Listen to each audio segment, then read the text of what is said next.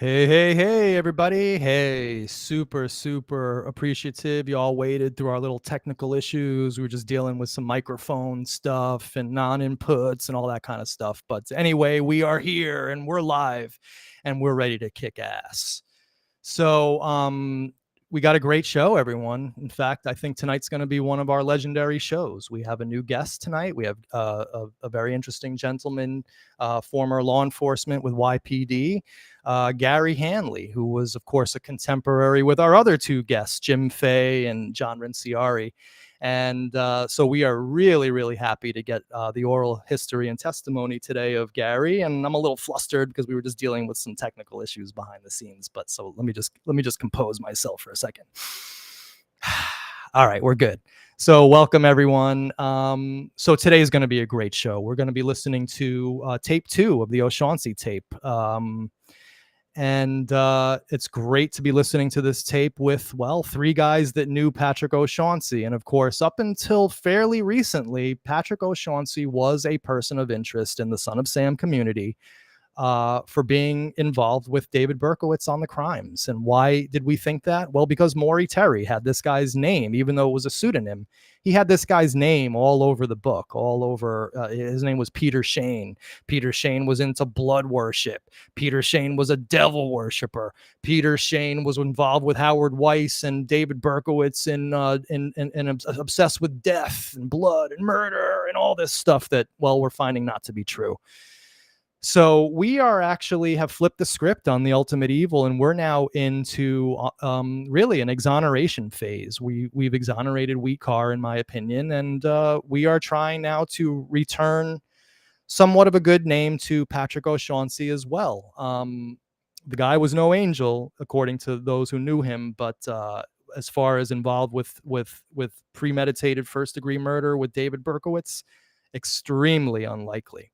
So want to say hi to everybody there in the chat, and let's just move on with the show. We got a lot to get through today, and it's going to be very action-packed. So without further ado, I want to bring in the 2 men of the hour who are going to introduce the 3rd man of the hour.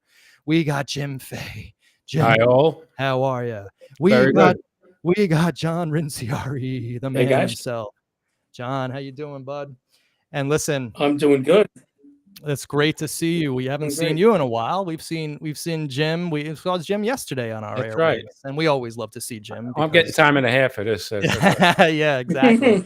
You will add to your pension on this one. Oh yeah, I bet. Jim's going to be hiring an agent next. I heard. I said that. Yeah, he should. You know, he's becoming quickly one of the most popular guests on our series. So, in either case, we're really happy to have you. And listen, John, I could introduce our next guest, but, I figured you know him much better than I do, and you guys work together, so you could introduce this following gentleman much more better than I could ever. So why don't you take the honors of introducing our next guest to the crowd?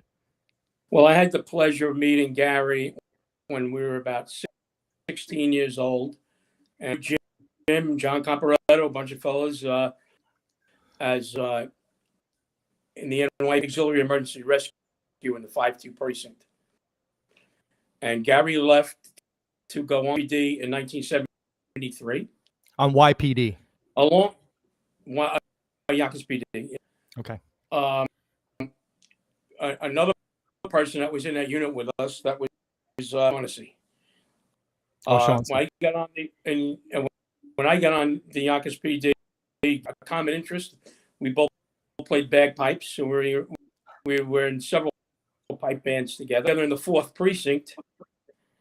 When Gary came back, so I was in the Yonkers PD task force, and eventually we both retired out of many years in ESU. And I would have to say that working with Gary was a pleasure. Probably the same for him, because I'm sure he took years off his life. Some of my antics, but I'm a very good friend of mine, and I'm glad to be on the show with him.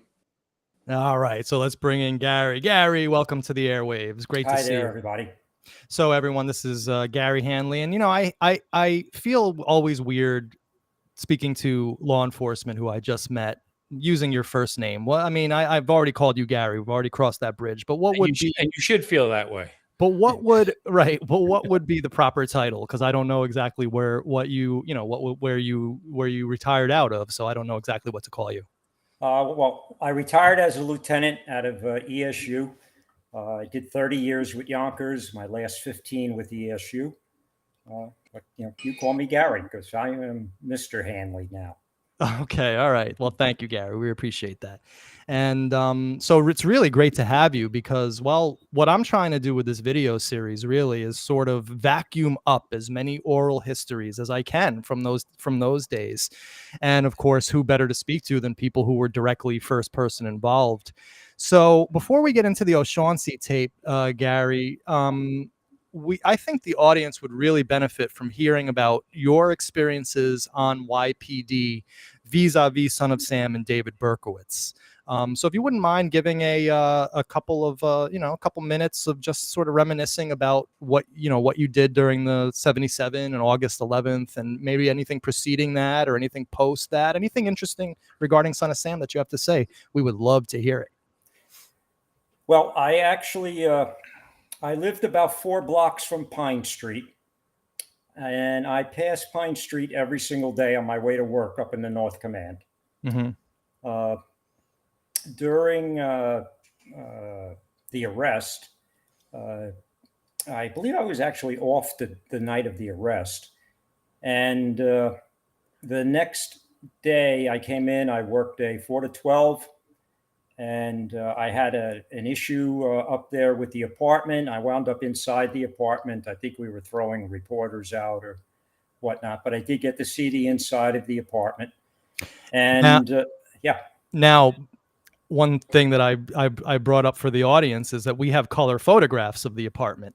So before we get further into your story, we don't have to go through every photograph, but I kind of was just curious as to, like, do you remember these scenes and like what are we looking at here and what was it like being in that apartment that night? Oh, it was kind of creepy being there, but yeah, the scenes are just like what you see in the photographs. Do we know who took these photographs? No, I'm not sure. Are these like I wonder if these are like official police photographs? That I do not know. One thing that's interesting here, of course, is that this is a row of this is David Berkowitz taking these pictures are with a suit and tie on. I guess he must have taken them at Woolworths or something, or Sears or J.C. Penney. But I always wondered about that. So what was your impression in that apartment?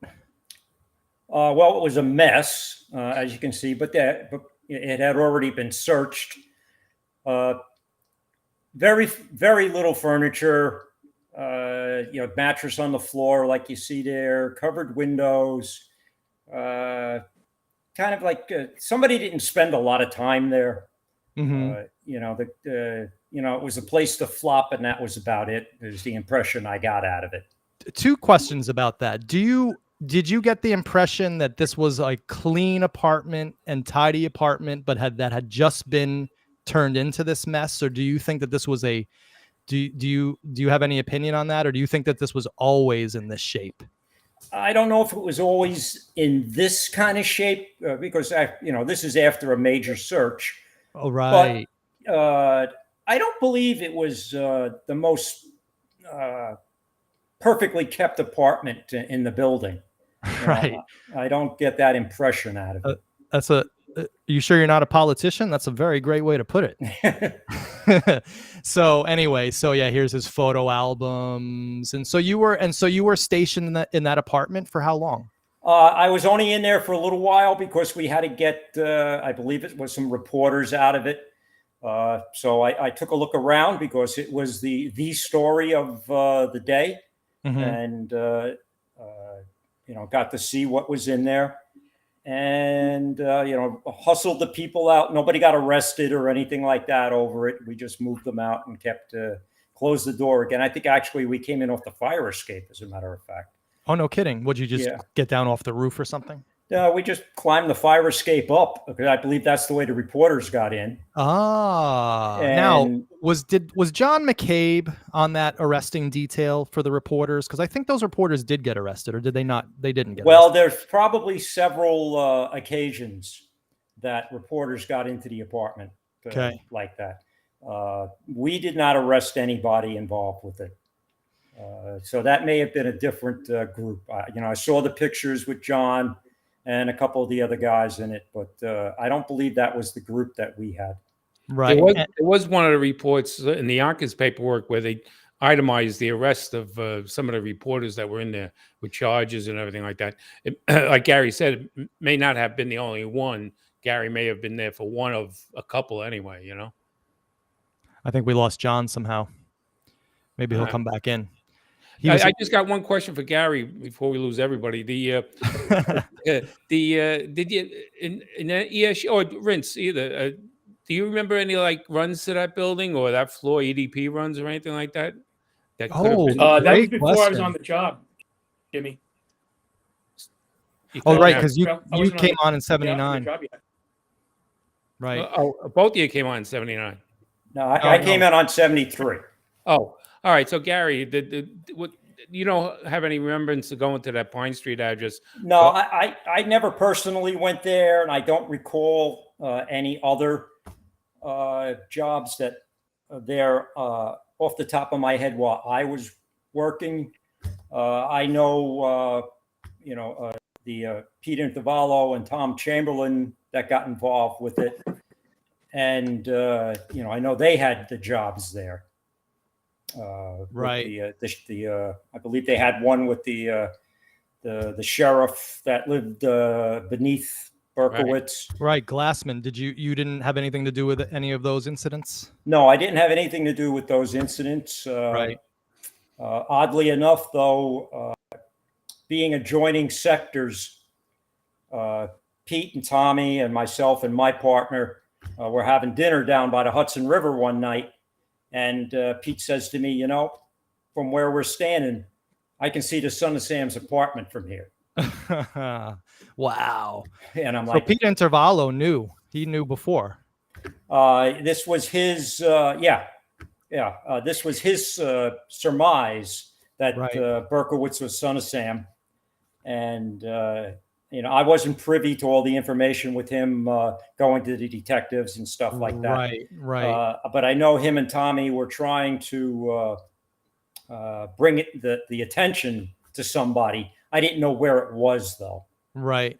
Now, did you also have any run-ins with the Carr family, or were you in the Carr house at any point? Yeah, the night after Berkowitz got arrested, I wound up. I was working the 4 to 12, and they wanted somebody to work overtime into the next morning from midnight to 8 in the morning. And the detail was going to be, you're going to stay inside the Carr house and protect the Carr family from intrusion. And that's where I spent my next midnight, was sitting in the Carr's living room. In the Carr's living room. Yeah. And so,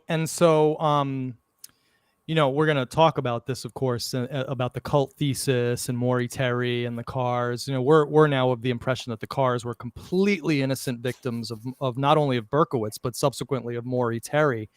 But before we get into that, what was it like being in the Carr house? What's it like inside that house? It was a little messier than Berkowitz's house. Whoa, really? Yeah. Oh my God. Yeah, they were not the best housekeepers. It's a very old Victorian style house. Lots of rooms, big rooms. They had the big switchboard set up in the living room because they were an answering service. Mm-hmm. And basically, I sat there in the living room all night and just twiddled my thumbs, essentially. And they had no intrusion, no reporters, no nothing. Did you talk to anybody? No, most of them had just gone to bed. So I was basically there by myself for most of the night. Oh, that's interesting. And what about Harvey, the dog? If Harvey was around, he was out back somewhere. I didn't talk to Harvey. And, okay. And he didn't talk to Harvey, me. Right. I was going to say, so Harvey did talk. Okay. It's confirmed. Yes. No, I was just curious if you had seen the dog, if you had seen it limping, any scars on it from the shooting, No, I and never any of that noticed kind of anything stuff. like that. So yeah, so we're gonna get into O'Shaughnessy once we start playing the tape. I just have a couple more questions. So obviously, you know about Maury Terry's Ultimate Evil.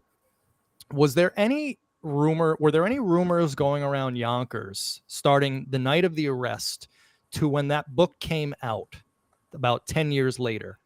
Were there any rumors going around Yonkers that you heard of? And John, you can answer this question as well. And Jim, if you have any about cults, about Untermeyer Park, about a nationwide series of Satanists, about John Carr being involved, was there any rumors going around other than Berkowitz acting alone? Well, there was an issue with Untermeyer Park. There was activity up there. The nurses in St. John's Hospital would report it every once in a while. You could hear them chanting out in the woods. Right. And we did, John was with me.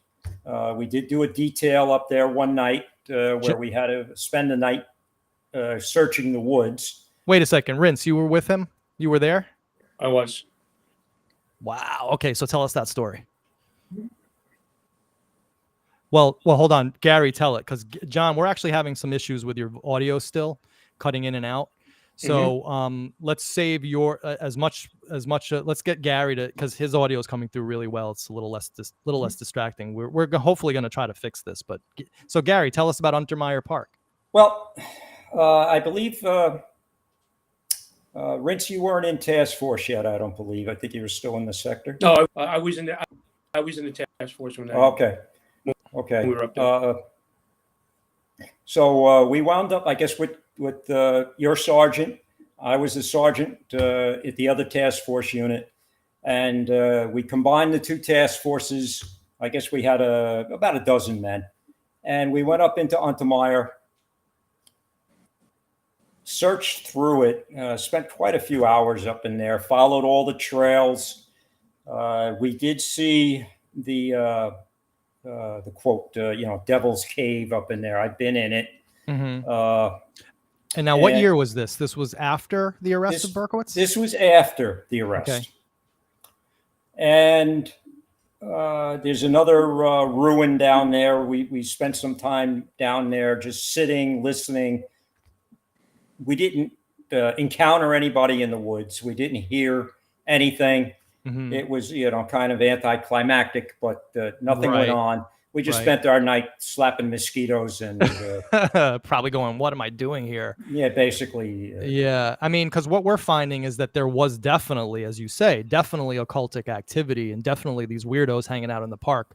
But what we've found out through, just speaking to people in the neighborhood, that these were like middle-aged men who had nothing whatsoever to do with a guy like Berkowitz, So that's kind of like what we're going with Untermeyer Park. But once that was over, did you hear any other rumors of Berkowitz being involved with the cars? Like, was anybody talking about other people involved before Maury's book came out? That's what I'm trying to ask. We did talk about Pat O'Shaughnessy. Interesting. Simply because of the sketch in the paper the day after the Moskowitz shooting. Now, I'm just going to put this overlay up here. The sketch is that one that you see there next to his face, correct? Right. And it looks just like him. Yeah. And when I saw the picture there, I actually stopped for a minute and said, that's Pat. That's Pat O'Shaughnessy. And you just had that thought independently. No one. Independently.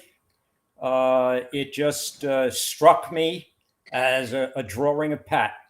Interesting. Now, did you know that he had been involved with the 52nd Precinct Auxiliary and involved with the circle of guys who kind of like were adjacent to Berkowitz? I was with the 5-2 rescue.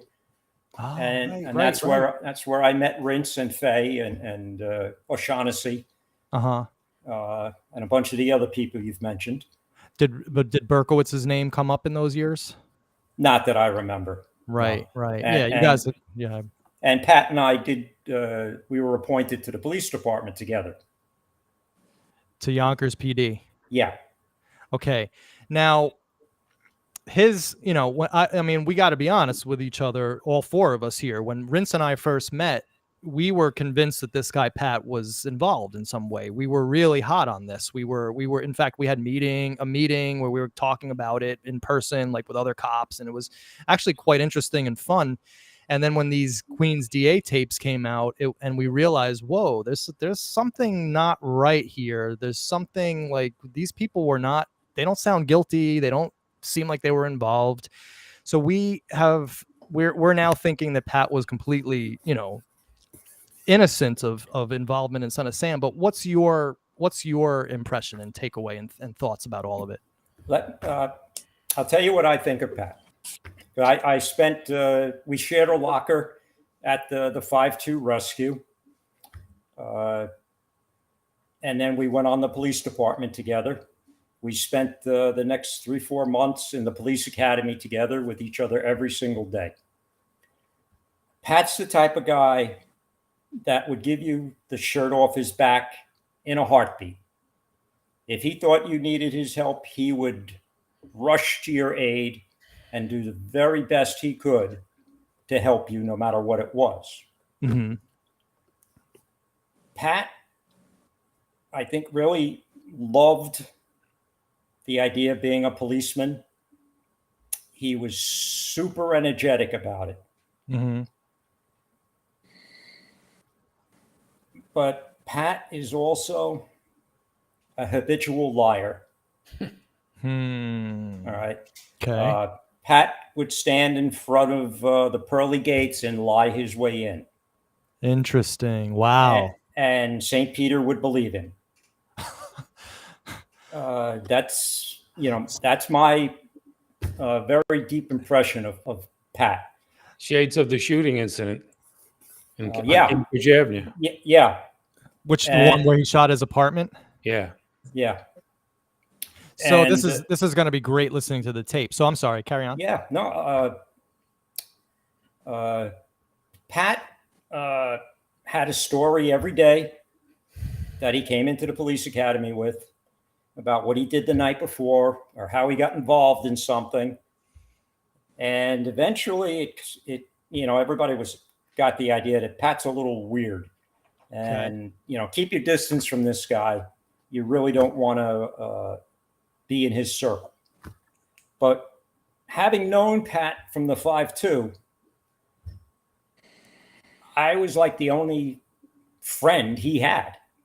Uh-huh. So when we were in the academy, he and I spent every day for 3 months going to lunch together. Mm-hmm. And Pat had a very dark side. Interesting. Okay. Tell us about it. I mentioned this to John at one time, that song. What was it, John, that I mentioned? I think of that song. Yeah. Alone Again Naturally. Yeah. Alone Again Naturally. Yeah.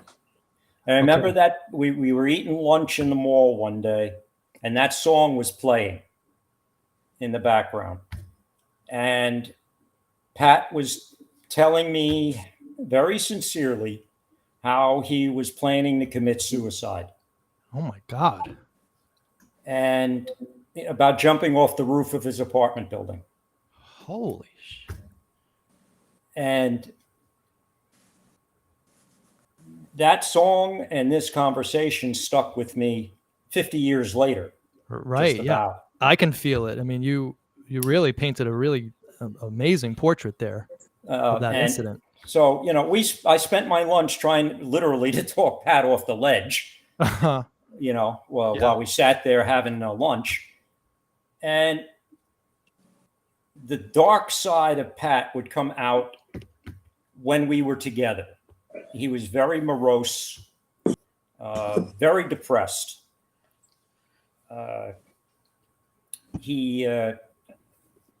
It's like he held a grudge against his dad Uh-huh. Uh, Interesting, because that's very much like Berkowitz in a weird way. yeah, Yeah, but did he have dyslexia? I didn't hear Jimmy. No, It was kind of a joke from yesterday's show. inside joke. Okay. So Pat, on the outside Mm-hmm. was an energetic, young, very athletic, a personable guy. But when you were alone with him, there was a darkness in him, and he exposed it to me. He talked to me about it, Right. and it was uncomfortable. But I couldn't just walk away from Pat. I knew I was his only friend, at least in the police academy, and so I stuck with him. And when eventually we graduated from the academy, and he went off to the South Command, I went off to the North Command, and we kind of lost touch for a while. And I know John was on the list trying to get on. John and I spoke occasionally on the phone. How's the list doing? And things like that. Mm-hmm. And so we would talk about that. He'd ask about Pat, and I said, I really don't know much. I very seldom see Pat.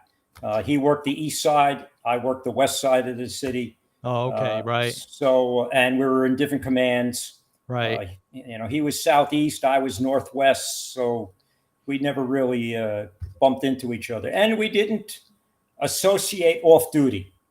Okay. All right, we just didn't see each other like that. Gary, did any stories drift up from the south to the north? Well, everybody knew.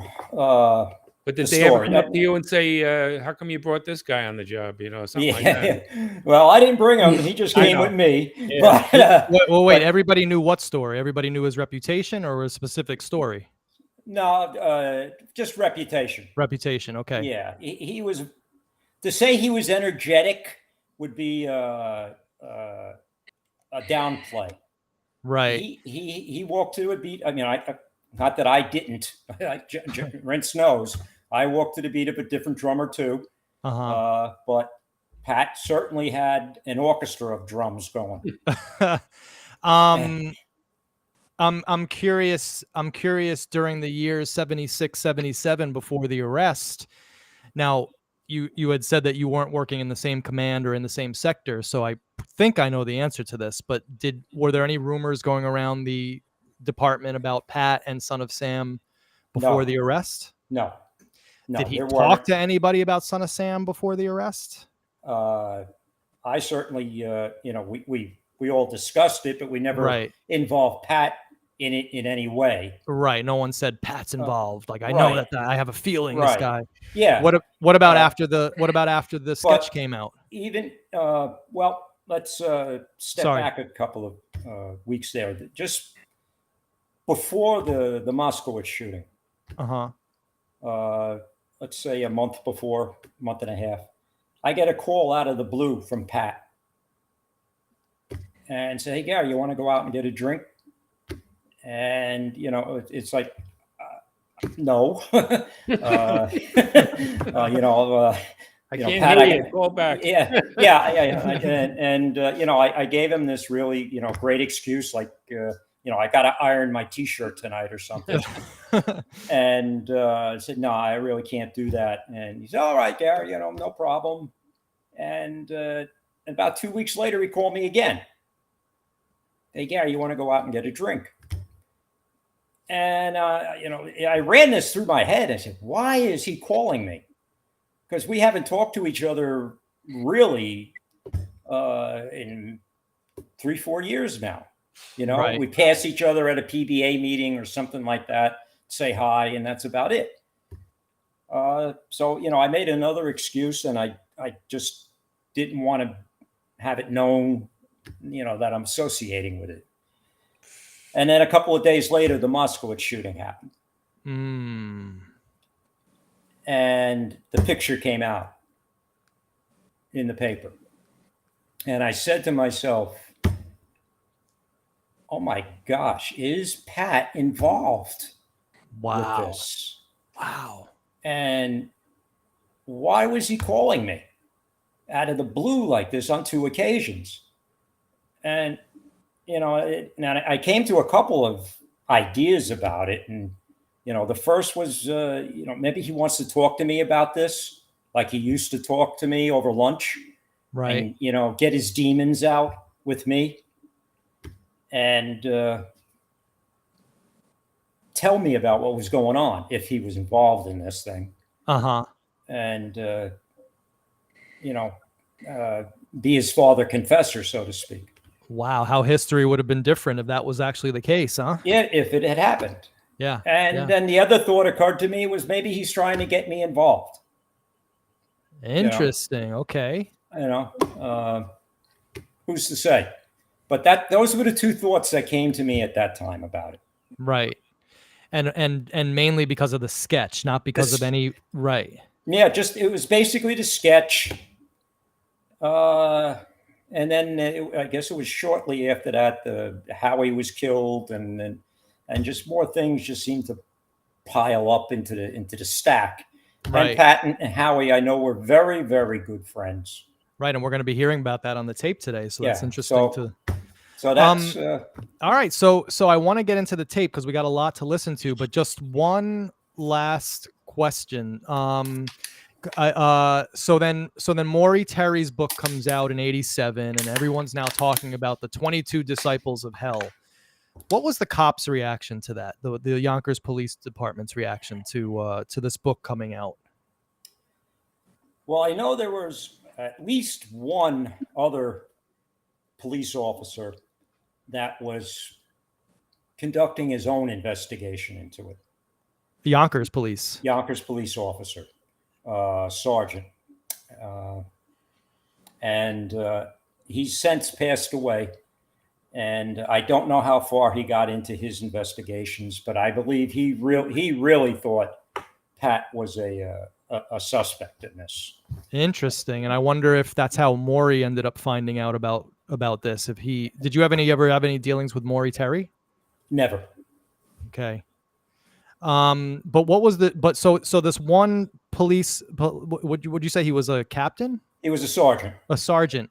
So that's pretty high up, right? I'm not sure. I'm not quite with my at the time, I think he was, well, I remember him as a sergeant. He may have made lieutenant. Right. It'd be very interesting to find out more about that story, but that's a topic for another day. Yeah. All right. So basically it kind of just died there. No one ever really was able to connect Pat to this, even if they thought that he was involved. No one ever actually had any proof of any not sort. Really. And the other thing that jumped into it was Pat just putting his request to go back into the Marine Corps in.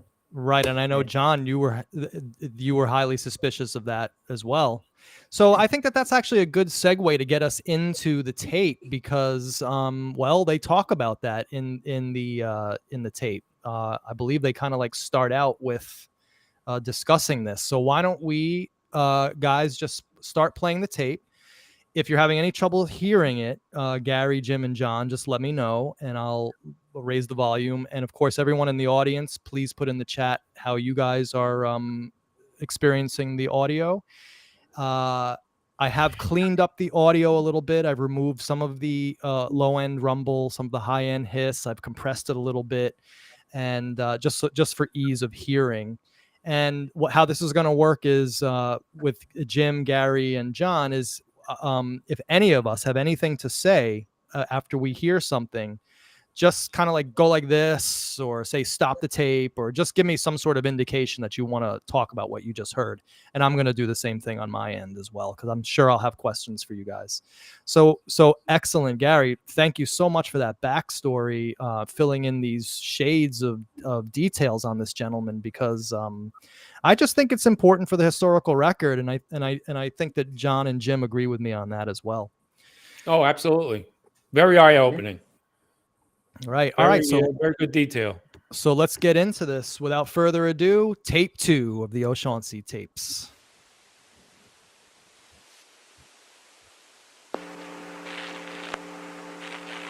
I was quite surprised when this reporter did contact me, because he asked me basically the same thing. You know, how is it that there were so many,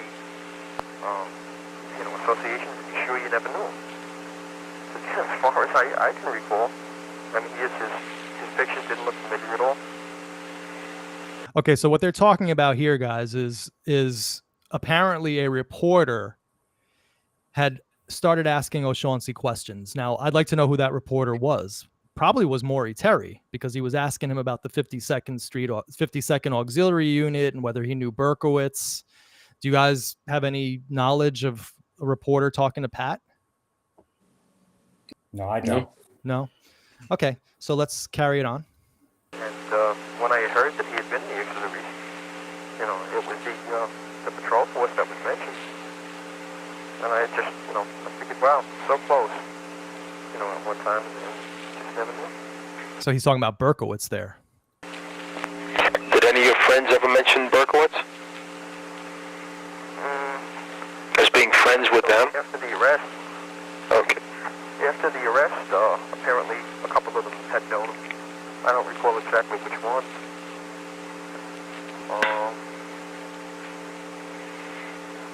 How about Lenny Doppolito?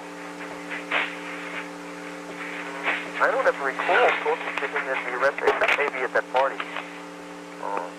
I don't even know who was at that Christmas party. I had been out on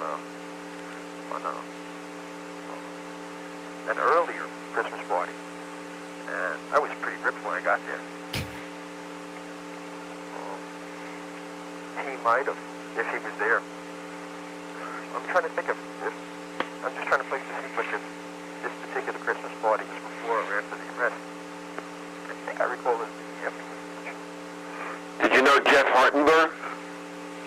Jeff who? Hartenberg. Not that I know of, no. Okay, now Jeff Hartenberg is another one of these friends of Berkowitz from the crew that included Comparetto and the Co-op City crew. John, did you know Jeff? I did know him, but I don't think Pat would have knew Jeff through the Co-op City Fire Buff crew. Right. And I know he was not a member of the 5-2 Auxiliary Rescue. Right. Jeff and Pat didn't know each other. So he's being truthful here, as far as you know. Now, all right, so let's carry it on. Hartenberg or Hartenstein? Excuse me? Hartenberg. Could you spell that? Hartenberg. Hardenberg. Yeah. No. And listen, now that this name is out, because I was actually protecting this name, but I interviewed Jeff, and the video on that is on my channel. It's a report from a childhood friend of Berkowitz, and then Jeff knew Eggs. He knew Von Mueller. Yeah, right. That's what yeah. Right. Well, he wasn't Eggs, but I'm calling him that. But yeah, he was the first person to hit me to the fact that Ed Snedeker. Ed Snedeker, right. Met Jeff through Ed Snedeker, yeah. Through Ed Snedeker, okay. And Jeff was the first person to hit me to the fact that I kind of lost my train of thought there. So let's carry on. All right. That Von Mueller was not Eggs. He was the one that hit me to that first. And then I came to you, John, and I said, I just spoke to Jeff about Von Mueller, and then you filled me in about Von Mueller. Gary, did you know Von Mueller? No, I didn't. Okay. All right. So let's carry on. John Rinciari was a member of the union. Uh-oh. Guilty. Guys. That's right. We just heard Pat O'Shaughnessy say John Rinciari's name. I think that's super cool that we have John here with us today, 40-something odd years later. How does that make you feel, John? Now, we're having issues with your audio, but we can sort of hear you. We're having some issues with your audio, but how did that make you feel? A little bit strange. It's my name come out on a tape from a guy that was being questioned by the district attorney's office. A little weird. Right, exactly. Now, my question is, how come you weren't interviewed? I mean, especially if they had my name. Yeah. I mean, I was easy enough. There are not too many people with my last name around the United States, let alone in New York City. Yeah, you'd figure that they would want to interview you. Very strange that they didn't. Mhm. Anyway, let's carry on.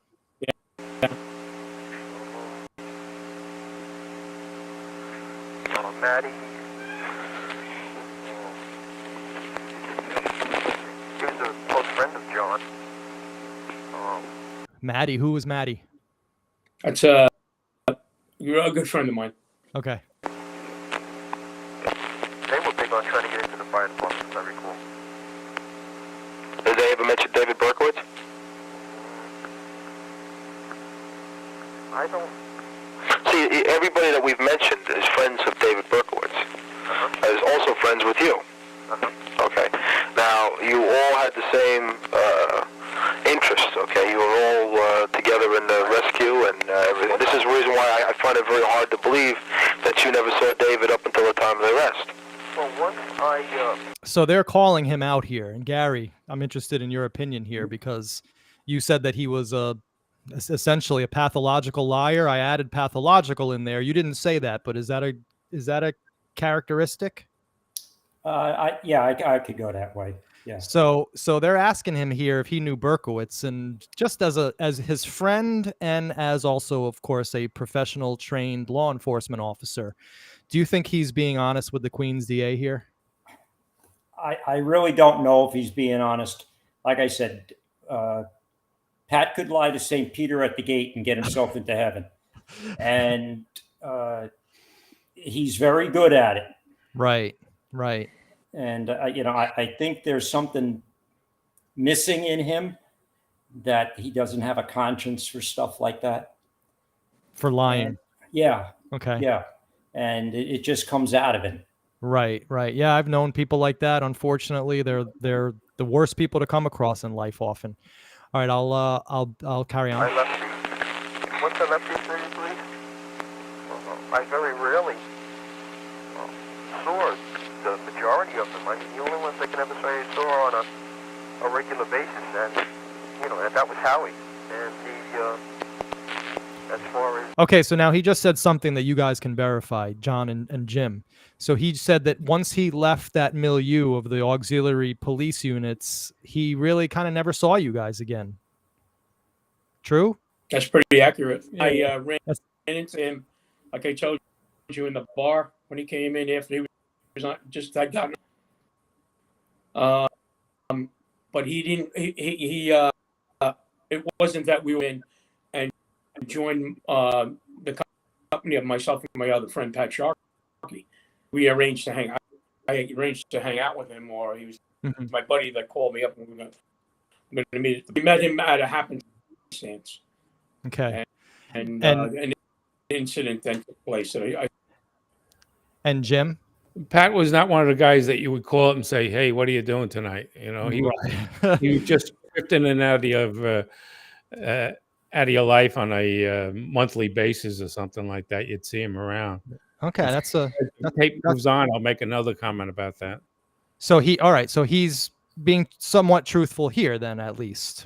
Maybe not with the Berkowitz stuff. We don't know. That's undetermined, but here he's at least telling the truth. All right. The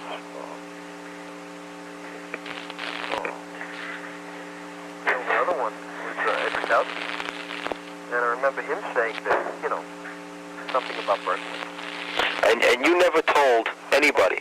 In other words, you never told anybody that you knew David Berkowitz after his arrest. No. There are people quoting saying that you did. No. That you used to go to fires together. Yeah. Never. Okay. That I'll say he probably did. Well, I was just going to say the opposite, because who went to more fires in the Bronx than me? Well, not saying the fires together, but I'm sure he said to people on the job that he knew David Berkowitz. I'm sure he did. Knowing Pat, and wanting to be in the spotlight the way he always Right. wanted to be. I'll agree I'm with sure he that. said it. When the name Berkowitz came up and at some point associated him with the auxiliaries, I'm sure he ran with that. But the idea of him going to fires, I mean, I never saw him at any fires. No, Certainly yeah, didn't see Berkowitz at any fires. Yeah, I don't. Yeah, Pat wasn't much of a fire buff. He No, was he more wasn't. police. Right. Right. Like me, I was police, but not fire. I played both sides of the aisle.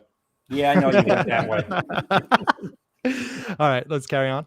That's an absolute falsehood. I never said anything like that. Just as I say, I did not know. Did not know him at any time. Did you ever know an individual by the name of Steve Trackman? Trackman. Now, just for your guys' sake, Steve Trachtman is the name of the so-called Reeve Rockman from The Ultimate Evil, and we've already debunked that he was involved in any of this. Handily, we debunked that. So they're asking him about a guy that's not even involved in Son of Sam. Trackman. Right. Not that I recall. Not that you recall. Excuse me? You don't recall the name Trackman at all? Not at all. Okay. Who was that reporter who came to see you or spoke to you? I don't recall his name. I had a message in the company office one day. The police called so-and-so collector, some Yonkers reporter. Do you know what paper he was with? I imagine it was something from the Gannett Group. I mean, they own everything up there. Mm-hmm. He said he was a reporter from Yonkers. Had to have been Maury, a reporter from Yonkers talking about Berkowitz and the auxiliaries. It had to have been Maury. Well, not necessarily, because sometimes what they do with these newspapers, if they got a guy working on a big story, no matter what it is, and something comes up in it, they may have just signed the guy who is on that beat, so to speak, Right. and so because they don't really want to make the newspaper article the same as the guy's book. They knew Maury Terry was going to write a book. Right. So they just made it a news story instead of an addendum to Maury Terry's book. So it could have been anybody from the paper. That would be the Statesman, most likely. And Jim, basically, what was he interested in? My association with David Berkowitz and the reports that I had been associated with. He asked me about that, and I told him. He asked me about Howie. And, did I know of his death and that? And I told him I had just recently found out. He asked me if Howard was holding any weapons for me. Gary, did you know Howie? Yes. Okay. We'll get any stories about Howie? I mean, I knew him as an acquaintance. He was one of our supervisors, I think, on the borough level. Right. In the 5-2. In the auxiliary. Yeah. Did you ever hear that he was involved with Berkowitz and that he was a bloodlusting demon who worshipped the devil?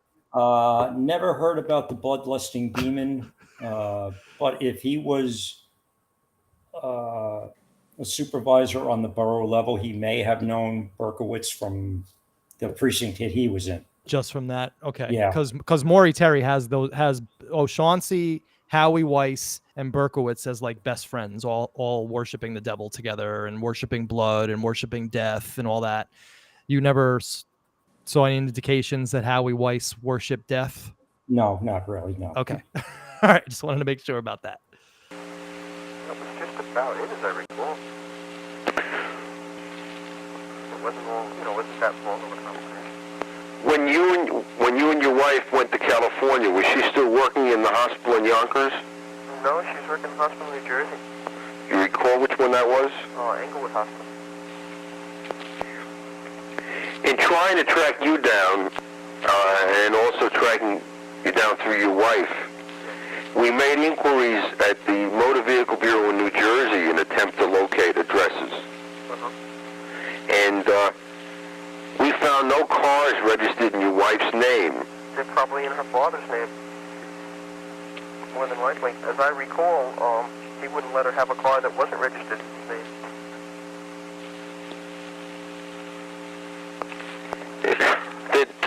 Did either you or your wife or anybody, any of your friends own a Volkswagen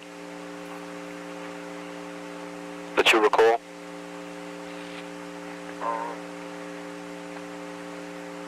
I think. Did you guys know him to own a Volkswagen? Yeah. Yeah, he may have. Yeah. Yeah. Wait, Gary, you said he owned a Volkswagen? He had a yellow Volkswagen. You're positive, 100% sure that he had a yellow Volkswagen. I have seen him driving a yellow Volkswagen. Did you know that the yellow Volkswagen was a big deal in Son of Sam? I knew there was one, yeah. Right. Okay. Wow. All right. This is a big thing, in my opinion. We've just confirmed. Yeah, it really is, yeah. Yeah, we've just confirmed firsthand that O'Shaughnessy did have a yellow Volkswagen. I think But this is how- a major. Because it's not Pat's style. He was a muscle car guy. Uh-huh. You know, the Vet, the Roadrunner, and all this stuff. He wanted to go as fast as he possibly could. And then tooling around in a yellow Volkswagen? Well, I think there's I have an explanation for that. So Pat's Corvette on Marshall Loop Parkway, he ended up in the hospital and bought a car for Pat. That might have been the yellow Volkswagen and Howie Weiss. Hold on. Howie hold on. Weiss- You really broke up there, John. I couldn't hear you. That's Yeah. how he knew Weiss? Wait, I didn't get that. No, he was friends with Howie Weiss, and after the accident, Howie bought Pat a car. I don't remember which. That may have been that yellow Volkswagen, and maybe being that he bought it for Howie Weiss. And All right, that's so why the- it what did didn't come up. Right, It might didn't come be in up. Howie's name. It might be in Howie's name.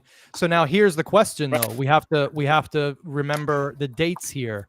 It's only relevant if he owned this yellow Volkswagen before Berkowitz's arrest. Was this before, Gary, you saw him in the yellow Volkswagen, or was this after the arrest? No, this is before the arrest.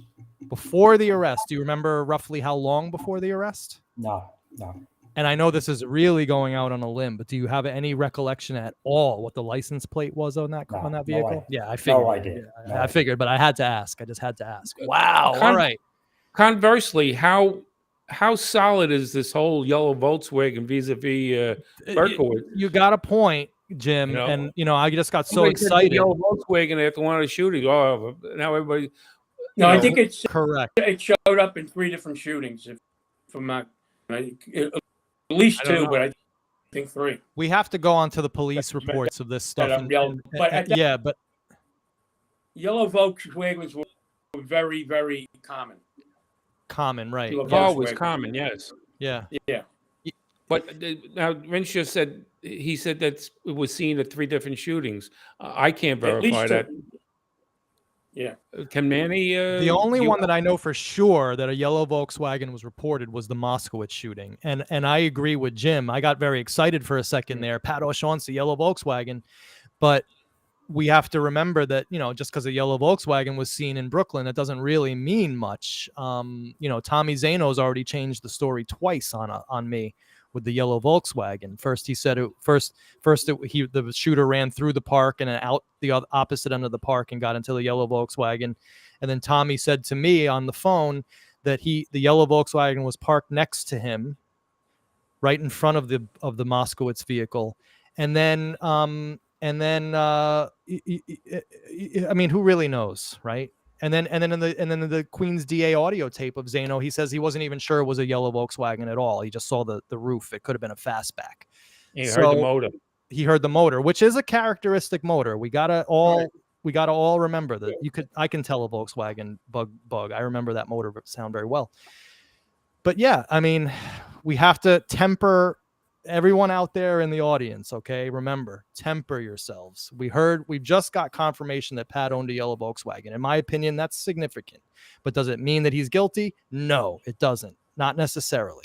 Or involved? No, it doesn't. Not necessarily. All right. Well, very good. Personally, in addition to the Volkswagen, what Gary said about the 2 phone calls before the Moskowitz shooting, that sort of puts me on that, gives me closer to that guilty track. I'm not saying he did it, but the fact that he called him after 4 years absence, another cop, and twice, Before the Moskowitz shooting, no Right. less. That's very telling in my estimation. Yeah, I mean, I'm not gonna go as far as to say Right. Pat has come back on the radar for me, but I don't know. I mean, he's a little back more on the radar than he was before the show started, and only because of the yellow Volkswagen issue. Which again, we have to remember what Jim said. It doesn't necessarily mean that the yellow Volkswagen was involved, because we know that Berkowitz's car was at the Brooklyn shooting that night. All right, let's carry on. That was a good little sidebar. Oh, 1 second, I man. think her. Yes. Also, to put Pat in a yellow Volkswagen, I remember this, Jimmy, but when we spoke to Al Aronson, that he also said that Pat had a yellow Volkswagen. So So Aronson said there was a Volkswagen too. Aronson also said that Pat had a yellow Volkswagen.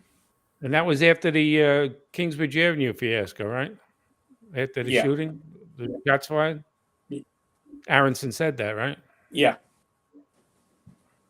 Wow. I Okay. don't know. All right. So let's carry it on. Her girlfriend owns a Volkswagen. She might still own it, as a matter of fact. A yellow convertible. She falls it dead. But the three letters in the license plate or something were dead. Did Bonnie ever use it or borrow it to pick you up?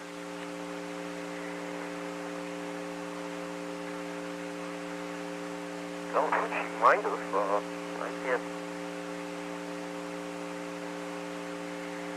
I think she might have picked me up at work.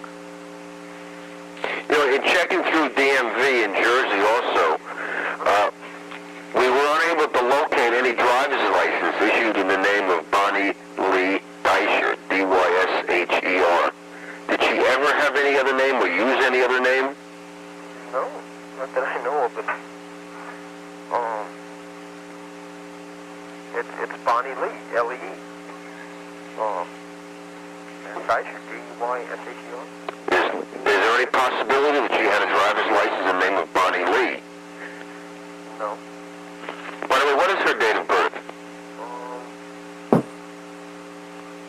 June, I believe 6th, 53.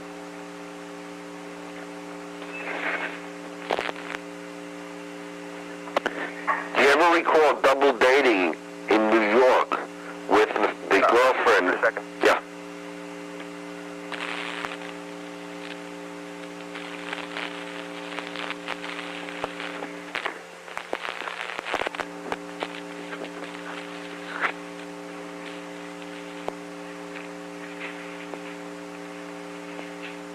Okay.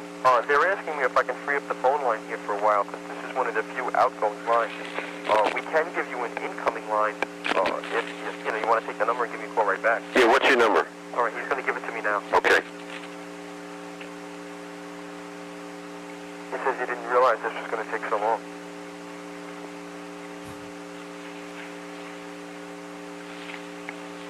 I see what you mean now, Rince, with where he was. Yeah. With What was what? that?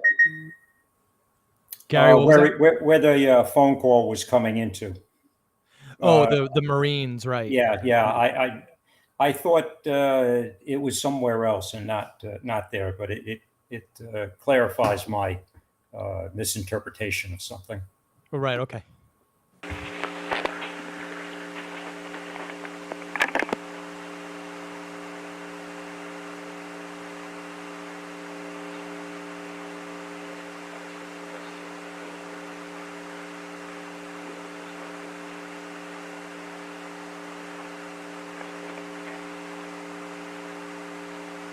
You have the number?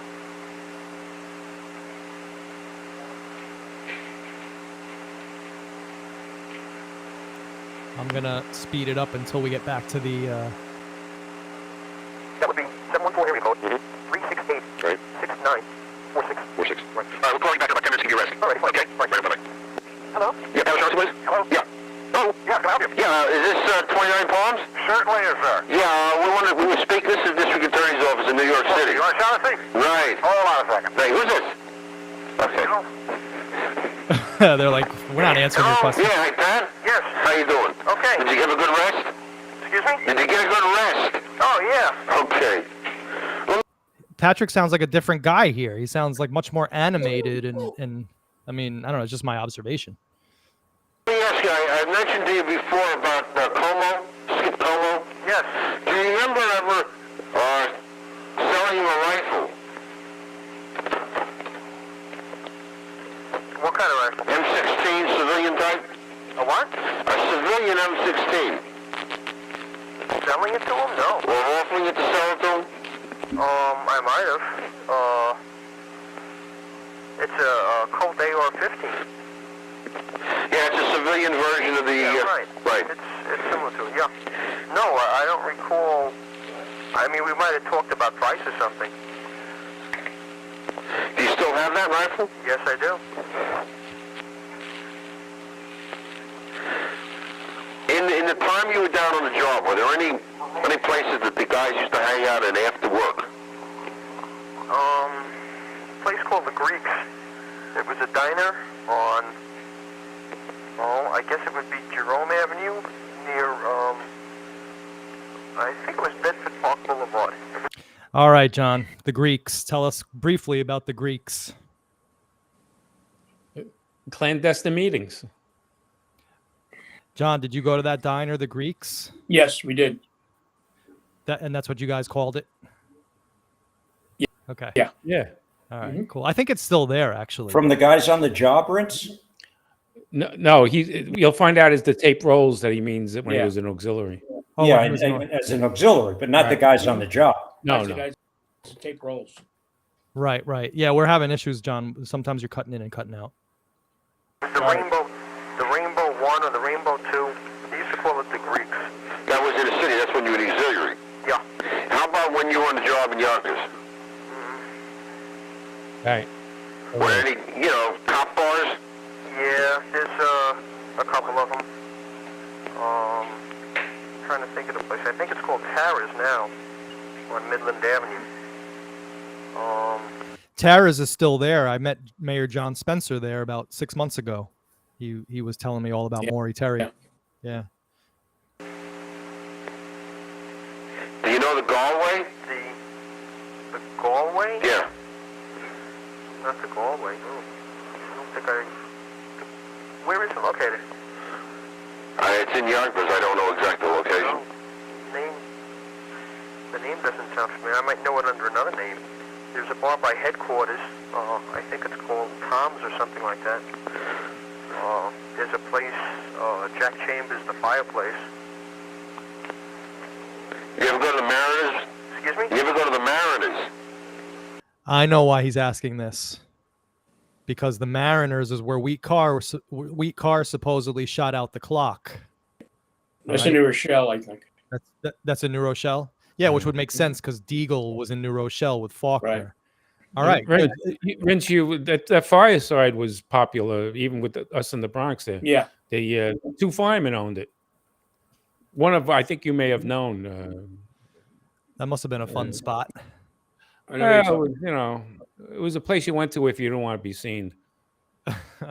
All right. The Mariner? Yeah.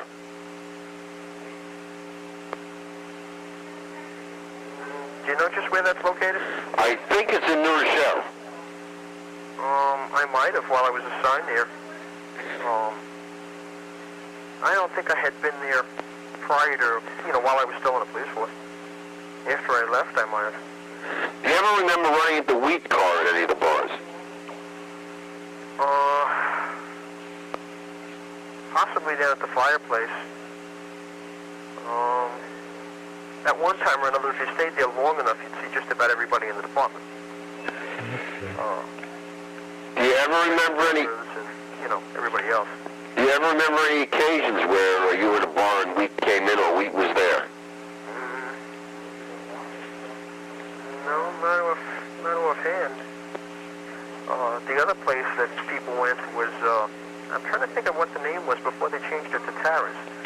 isn't named there. That was another cop car. But again, if you stayed there long enough, you would see almost everyone on the job. Did you ever meet Wheat's sister-in-law, Janet? Not that I know of. Do you know her last name? Carr. Oh, also Carr. Yeah, she was married to Michael Carr. Oh, no, not that I know of at all. Gary, did O'Shaughnessy ever talk about the cars knowing we? No, Okay, No. never. no, not to me. Did you have any contact with her as a dispatcher, Gary? You know, I knew her from being there. You know, because you see everybody at some point in time, Right. but not to associate with or off the job or anything like that. It was just another person working in the radio room. Mm-hmm. Did Wheat ride a motorcycle, do you know?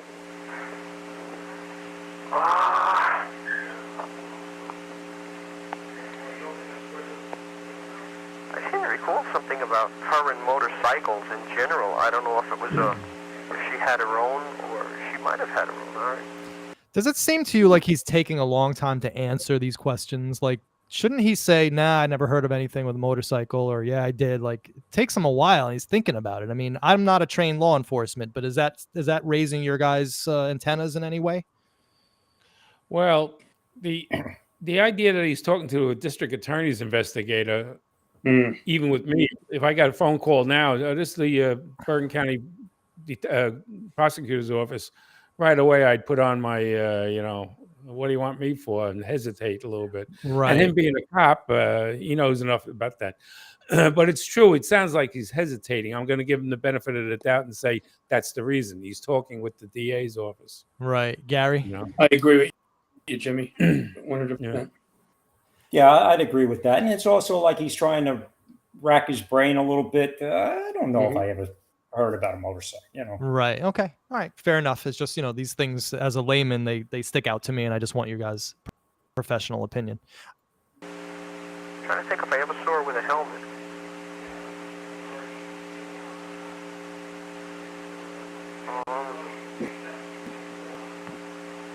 I remember her talking about a motorcycle. Not one in particular, but motorcycles in general. She was talking to one of the other officers, not specifically to myself.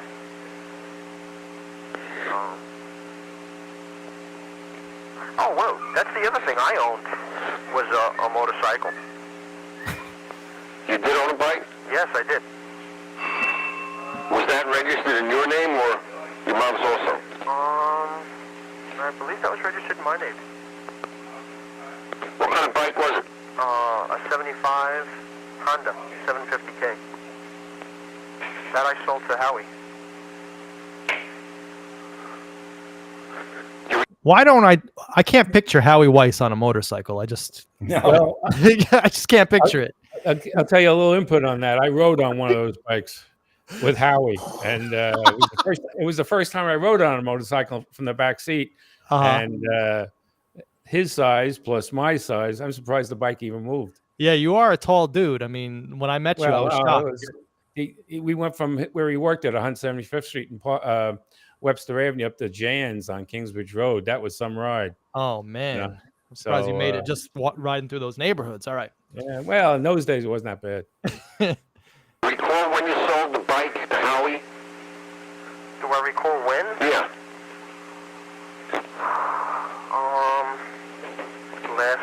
Last winter sometime. I don't recall the exact date. How long has you had it? I guess I had it just about a year. I bought it in the spring. Were there a group of bikers on the job? Yeah, there are. Do you recall who the fellows were who were bikers? Excuse me? The guys who were bikers on the job. Yeah. Who were they? Let's see. Kenny Krenzer, one of the fellows from the South Command.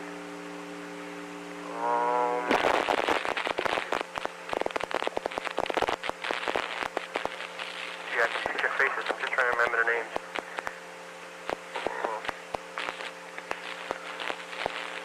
The fellow worked up in headquarters, was into Harley Davidson. I wonder why they're so stuck on this bike issue. Any insight? I mean, Well, wasn't there an talk of Berkwood showing up at some biker place looking for wheat? Yes, August 6th, apparently, with a gun and a wig, asking for Right. Mickey Carr at a biker Well, that was the club. connection I made. I didn't really make the connection, but knowing Yeah, those two incidents, yeah, maybe they're trying to like get him into that bar or something. Right. Trying to, right? Okay. Did we car ever have a Harley Davidson? I have no idea. As I said, I seem to remember, as far as her and bikes, that he had said something about bikes, but I don't recall. What kind of bike did you have?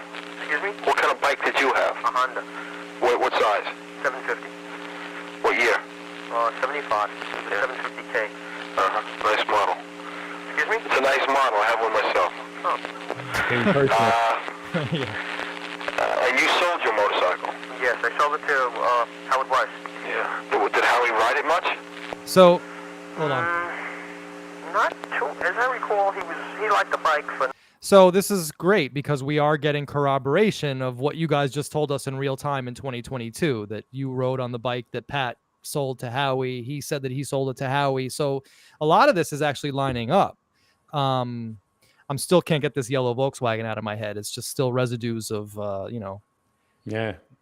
of the old I'm days. not getting around necessarily, but when he had, some time off on a night day, he'd like to take the bike out and go for a ride. He had a Yamaha, I think, before that. I helped him move it one day.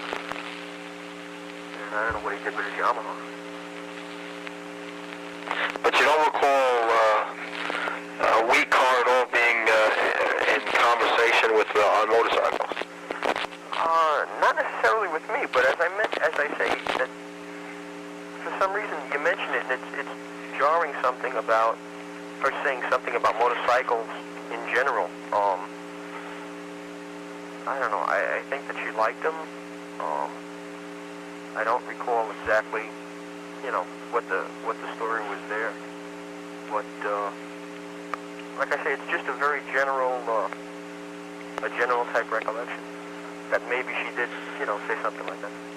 So he knows that We Car likes motorcycles. Is that the kind of knowledge you could just pick up casually in YPD, or is that something that requires like a little bit more intimacy between the two? Gary? No, that's something you pick up. You'd pick up. Okay. All right. Again, we're just trying to get a little bit of shading of in the colors of some of Pat's answers here, and just to get your opinion.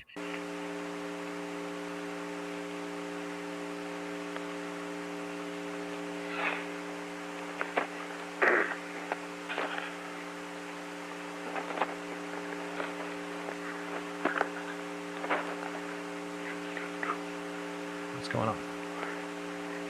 Get back to Howie. Yes.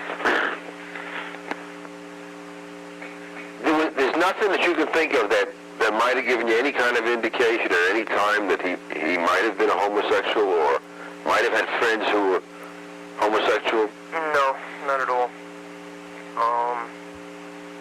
I remember my wife remarking, Howie was very heavy, and she was saying that it was a shame that he was so heavy, because had he not been, that she could probably find a nice girl for him, so he could settle down. Aside from that one girl that you mentioned earlier, the Spanish girl, Yeah. did you ever recall him being out with the girl? Well, what we Well, thought was as I say, we talked more on the phone. I'm sorry, Jim. What was that? what we thought was a girl. Right, because he was with an early. I don't want to. You say it. Well, A female impersonator. well, we could call it that to be polite. Yeah. Okay, all right. But that's true. He brought a black female to a get together one day, and we didn't think too much of it, except that but it wasn't until after he died that somebody said, "Well, remember that girl he brought with us?" And everybody said, "Oh yeah." She had the Yeah, exceptionally large Adam. Yeah. and an exceptionally large bulge in the front of her pants. Well, she had her legs crossed, so you couldn't really tell. But anyway, it just got Gary's edification that when as O'Shaughnessy says here he was shocked. He could have very well been shocked to find that out, because when the night that Howie was killed, me and Ed Vitowski went out to the apartment. And to make a long story short, there was a cop still out there, and he was filling us in on what was going on. And he says, "Oh, you knew he was gay, right?" And, you knew Ed, Yeah. immediately collapsed and my jaw fell to the floor. And I almost started an argument with him. Then he pointed to the coffee table and he says, "Oh, look at all these magazines." I said, "Oh, brother." Oh, man. That happened to me. A lot of times these guys were like, I remember one time I cleaned out this man's house. He had died. And long story short, this guy was a pillar of the community, have family, normal guy. We went up to his attic and it was filled with gay pornos and sex toys and all sorts of weird stuff, Nazi paraphernalia, all sorts of weird stuff. So everyone's got their little secrets. That's for sure. All right. Then we actually got together. Between my schedule and his, the hours he worked with the Close-O-Matic and then with the society, he was pretty much on the go. If I wanted to get a hold of him, I'd have to call him either on his car. He had a telephone in his car, or leave a message for him at work. Were you ever in his apartment? Yes. What kind of place was that? Pretty nice. As I recall, he bought the building. Three-story apartment. Is that true? Yeah, I think he had the 3-story apartment, and this audio reminded me that he did buy it. He owned that building.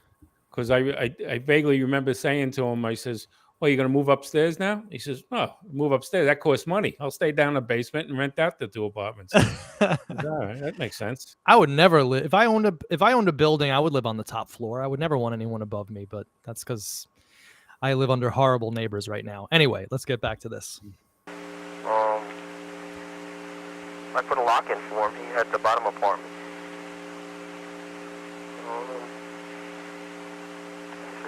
I put a lock in for him, and I think I did I moved the telephone for him inside. You were a locksmith, weren't you? Well, I'm not a locksmith. It's a hobby. I had applied for a license so I could, start doing it for pay and working for somebody to get a little more experience.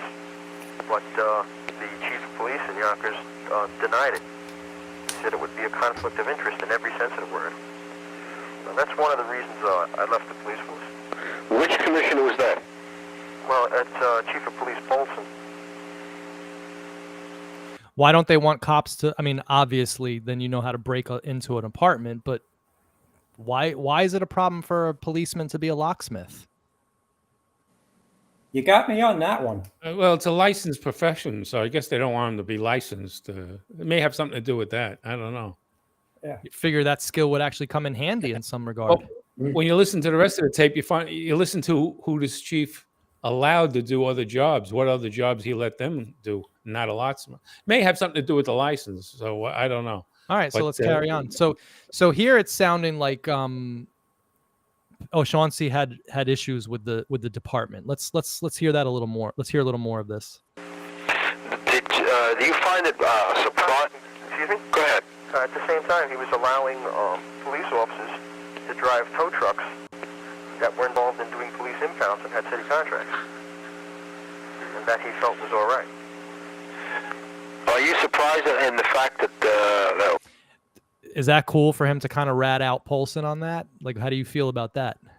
Well, is he ratting them out or just stating the fact? He's kind of using it against Polson in a way, no? Well, Polson wasn't around anymore at that time anyhow.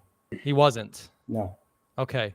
But he's saying, yeah, he let them do it, but he didn't let me. I mean, it sounded like, like this guy definitely thought he was something from what he's saying just here. It's like the rules apply to others, but not to me. And anyway. We told you that Howard was homosexual? Yes. Had you ever heard it before? No. What's your reaction to it? I'm shocked.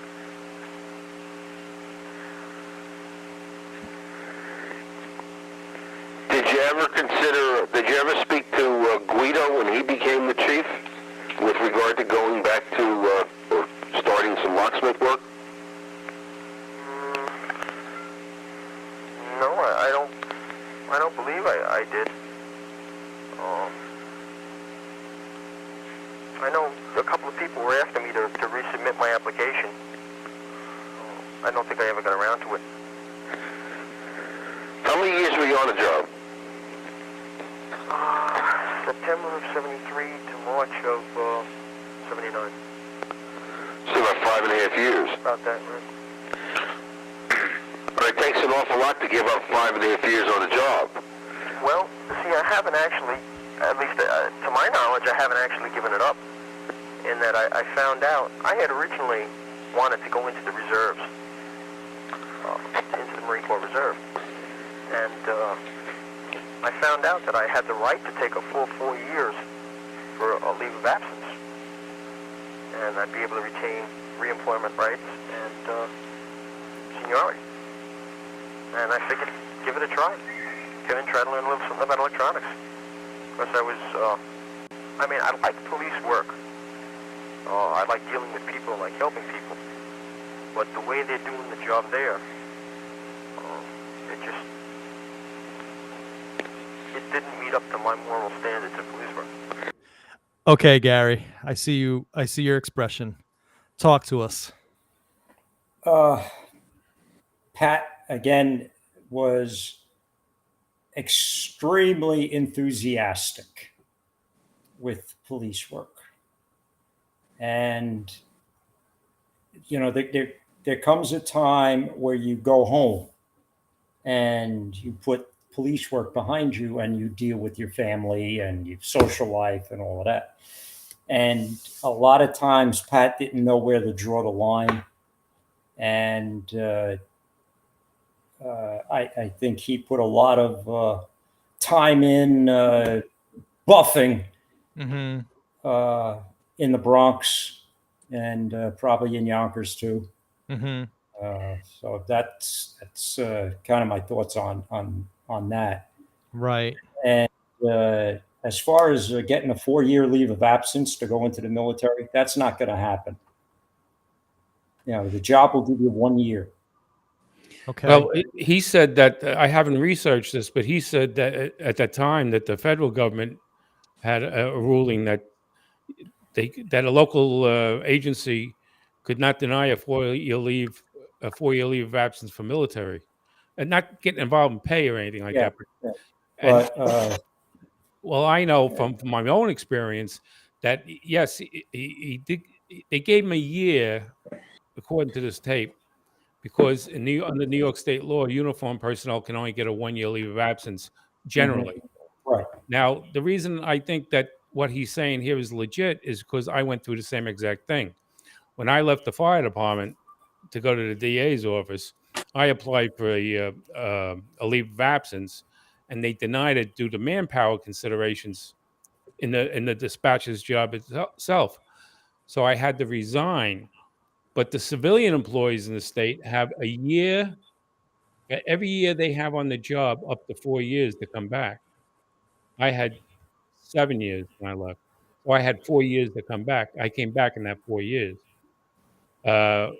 What now that according to what he said there, he put papers in for this and that and the other thing. I think he left a substantial paper trail about this leave of absence. I don't think him leaving. Why he left is subject to discussion, but I don't think. I think there's legitimacy in what he said about. Okay. Well, from what I remember at the time, he never said anything about a leave of absence. He had a story that he had been out on a hardship because of he had been in boot camp and left boot camp on a hardship because of his mom. And the Marine Corps had called him up and said, "You owe us this time because your hardship is over with. You got to come back." And I don't believe that happens. I could be wrong. Right. So we're getting. He said that they didn't call him. They didn't call him up, telling him he had to come back. He's saying that a recruiter called him up and said, "Would you like to come back?" Well, that's not the story that was there. Right, I understand that. Yeah, everybody said the story I've heard over the years is that here today, gone tomorrow, and he went to the Marines. But apparently, he left the paper trail trying to get this leave of absence. But that I don't know. But we're having a contradiction. He's saying on the tape here he just wanted to leave because he wanted to learn electronics. He mentioned nothing about his mother, his father, any hardships. Well, that hardship thing was years. That had been years ago. Way before he was on the job. Okay. All right. Yeah, the hardship came before he came on the job. He had been in boot camp, and there was his mom got sick. I think his dad had passed away. I'm not sure, but his mom was sick, and the Marine Corps gave him a hardship discharge. Okay. See, all right. Now, I don't see some recruiter though picking up the phone and going, "Hey, I see you got out on a hardship. You want to come back?" I mean, how much research is this guy doing? Looking for a body. Yeah, well, it Vietnam seems was still in play then, so maybe they were desperate. No, this was 79. 79. Well, part of 79 was that Vietnam everything ended in the middle of 79. Well, we were out of there by 75. We were 75, I believe it ended. Yeah, was it 75? 75. Yeah. So Vietnam was over by then. It just seems shady, and we're kind of back to square one in a sense, not fully with Pat, but like now this whole reason for him leaving seems. Doesn't it have on his headstone Vietnam era or something like that? It does. Does. And that's all BS. So he was lying even on his headstone. Yeah. He died lying. Yeah. Maybe he didn't even die. Right? That's a thought. All right, so let's carry it on. So we got a guy, Mike J, here in the Mike. Just give us in the chat. Just say if you want to come in at any certain point. I'm not sure whether you're ready to come on. Just a viewer who wants to ask a question. And if anybody wants to ask any questions or join the chat for a brief questions, the link is in the description of the video, so you can just come in the studio. You ever consider going on the job in New York City? Yes, I had originally made application to New York City, and Yonkers came first. Were you ever called by New York City? Yes, I was called down. I went down, filled out some additional paperwork downtown. Went through my life story with them, and I was eventually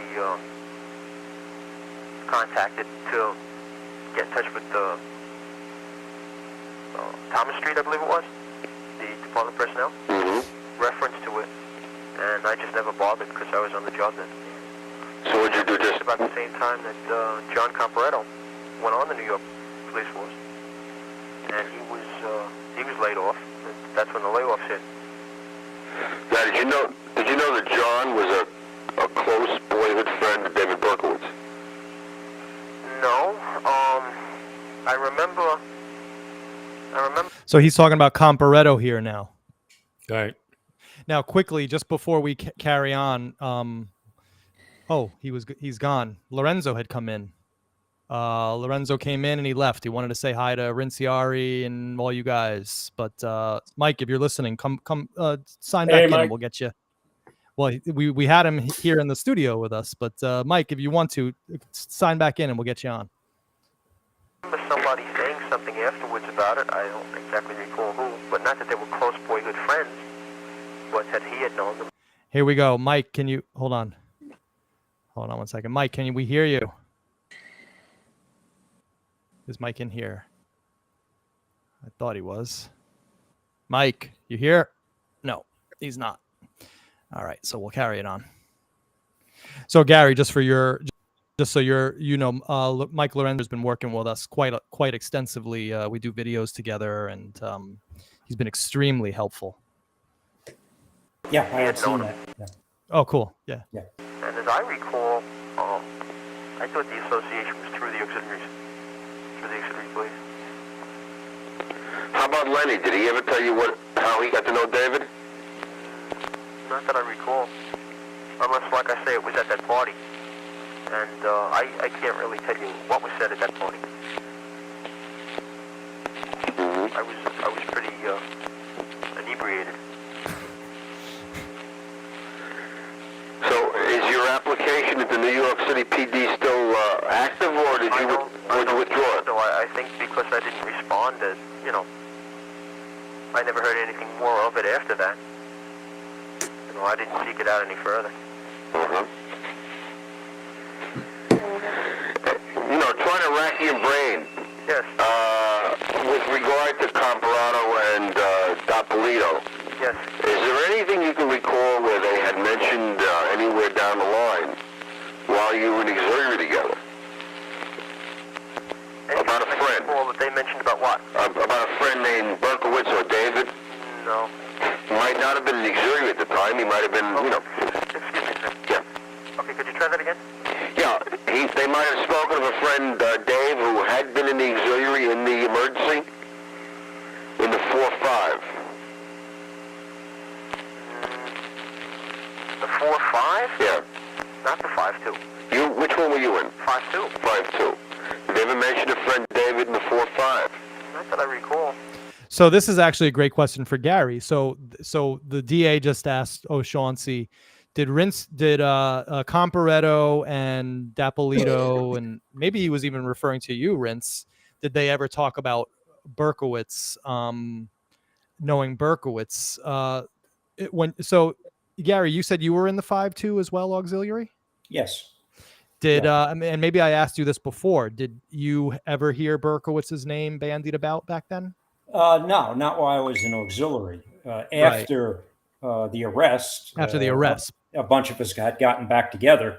Right. And, shoot the breeze about, how does everything tie in together?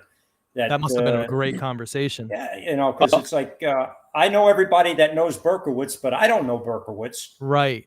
And how does this guy do this? And So that we still have to then think that maybe O'Shaughnessy's experience was the same because he knew everybody who knew Berkowitz. But it's very possible. Right, because he wasn't in that 4-5 where Berkowitz was. Okay, Manny? let's yes, John, of course, yes. Just one thing about that. Berkowitz's name did come. Guy, it was a long time ago. Guys might not remember, but there was he was trying to transfer from the 4-5 precinct to the 5, and our coordinator was Detective Hank Spallone. Do you guys know who this David Berkowitz is in the 4-5? He's trying, and a couple of us said to Hank, he's kind of like not a good idea that we take him, and so his name, I do remember when that happened. And as a matter of fact, Hank Spallone ended up when he retired from the police, the mayor of Yonkers. Right. And he would see us at different functions and say, "Oh, you guys warned me about Berkowitz, and we didn't take him into the 5-2." Yeah, he was thanking you. You probably saved his political career. Well, he was. All right, he was very appreciative for that. Let's carry on because we're having some issues with your audio, and it's people are calling you stuttering John, and we got to get you a wig. I've been called a lot worse. The stuttering John, but it's not you; it's the audio that's happening. We got to get you on that Blue Yeti. This is a guy who owns a Blue Yeti microphone. He's a member of the Brotherhood. Me and Jim are in there, and we'll get you going. We'll get you going on this. I think it's his internet connection because of the weather. To be honest, it's probably the weather was really bad in New York today. All right, let's carry on and let's we're in the home stretch here, guys, and thank you so much for hanging with me. If they mentioned it, it didn't, ring any bells to make me remember. How about a fellow Ed Snedeker in the 4-5? No, that's the name you asked me about before. Yeah. I don't recall the name at all. Maybe the face. Okay, all right. Did he know Ed Snedeker? Did he know Ed? I didn't know him. I know Ritz knows him. I don't know Ed. No. Did Pat know him? Because we have an answer here that he said no. All right, because we want to verify that. So all you guys say that. Okay.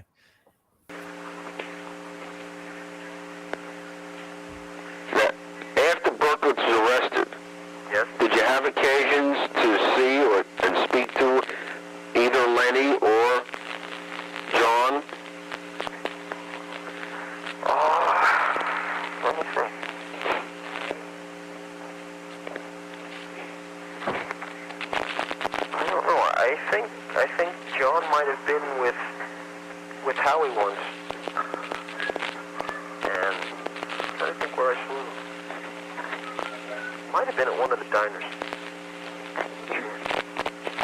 And it was, just the general thing, which, who knew? As far as, going out, while I wasn't actually on duty, during the David Berkowitz case, I did, as well as many of the other officers on the job. We would go out and put ourselves in strategic locations in different bars throughout South Yonkers. Is that true? Not that I've ever heard of. You never heard during the Son of Sam spree that Pat was getting into cars and acting as a decoy, because it sounds like that's what he's saying here. I'm not saying that's not true, but I don't believe like I said, Pat was extremely enthusiastic. But I'm saying I don't think anybody else was going out with him to do that. Right. And he never spoke of this. No. Okay. Would he have spoken of this if he was actually doing it, do you think? Yeah, he probably would have to the guys in the South Command. Right, because that's right, because you weren't there right. And at that point, day to day. Okay, all right. So Pat didn't know when to keep his mouth shut.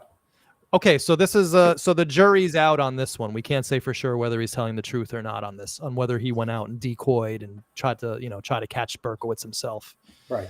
Okay. In the Yonkers area there. Just in the hope of making a big grab. I'm sure you know it's a case that everybody wanted to crack. Yeah, right. Excuse me? Yeah, I'm agreeing with you. And that was the general feeling.